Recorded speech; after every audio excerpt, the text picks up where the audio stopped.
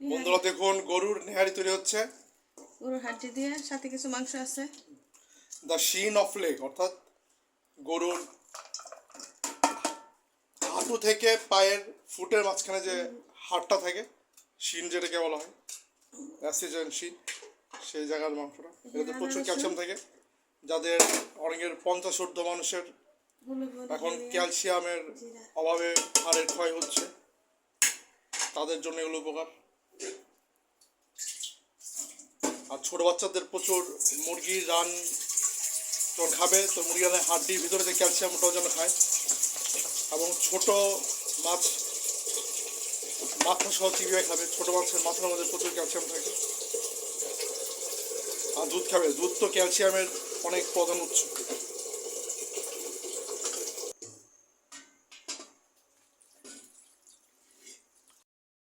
পানি দিয়ে দাও, লাল হয়ে গেছে, লাল হবে।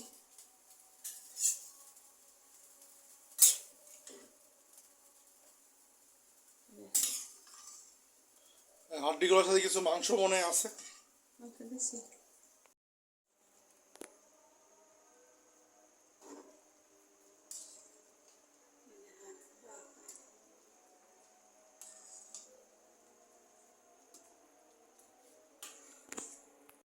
বন্ধুরা প্রায় নিহারি প্রায় হয়ে গেছে।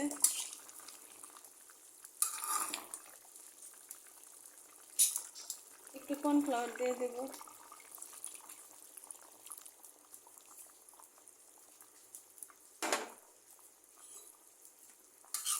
ঘন হওয়ার জন্য।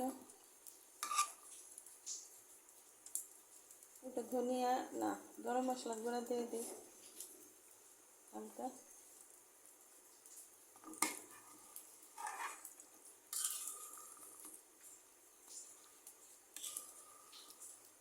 তারপরে বাগার দিয়ে নামিয়ে নেব।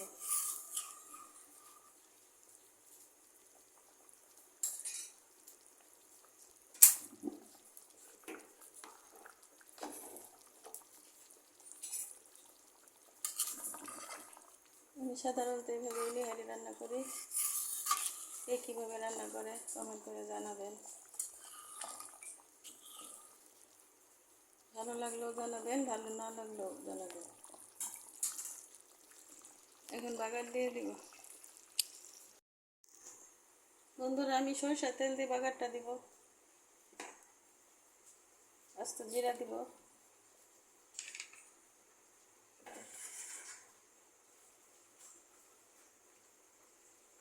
পেঁয়াজ আর রসুন দিয়ে দিলাম।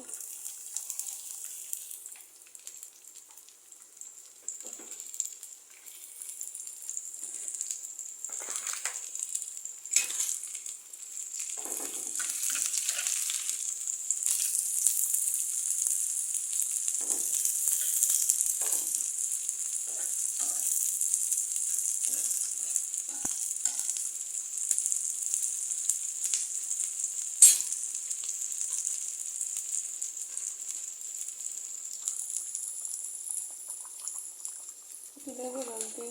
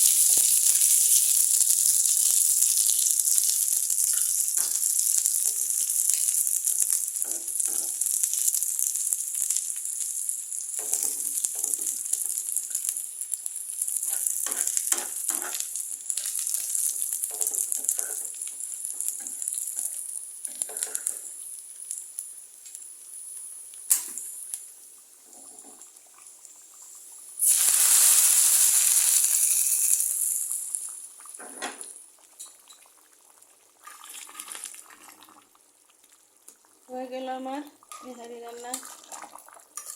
রেসিপিটি ভালো লাগলে লাইক কমেন্ট শেয়ার করে পাশে থাকবেন বন্ধুরা।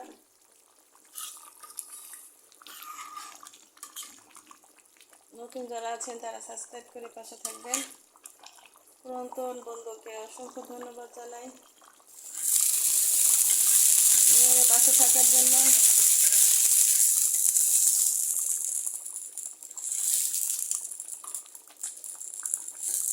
হয়ে গেল বন্ধুরা, এখন পরিবেশন করবো। চুলাটা নিভিয়ে দিলাম। সবাই ভালো থাকবেন, সুস্থ থাকবেন, বাংলাদেশি কুকিংয়ের সাথেই থাকবেন। আসসালামু আলাইকুম।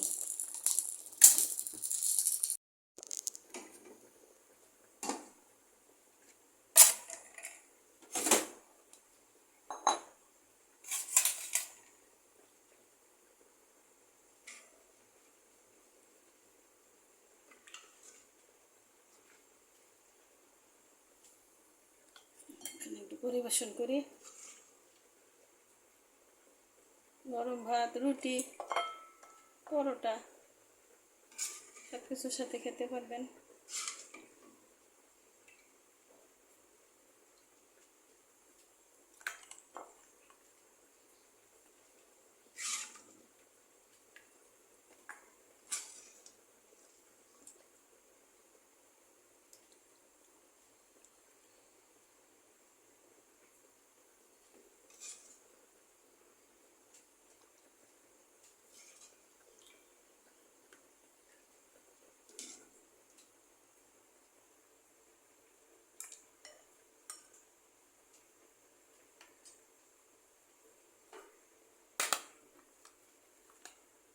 পেঁয়াজ দিই,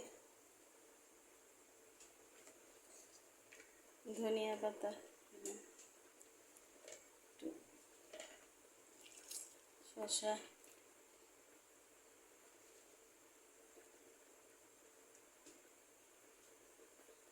একটু লেবু,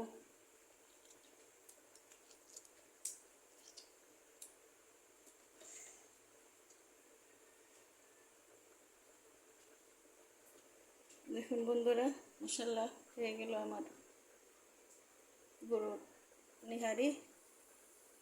আমি এভাবেই করি, আপনারা কীভাবে করেন জানি না, আমি এভাবেই করে খাই।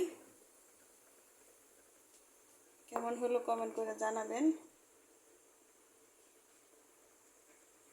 ভালো লাগলে কমেন্ট করবেন।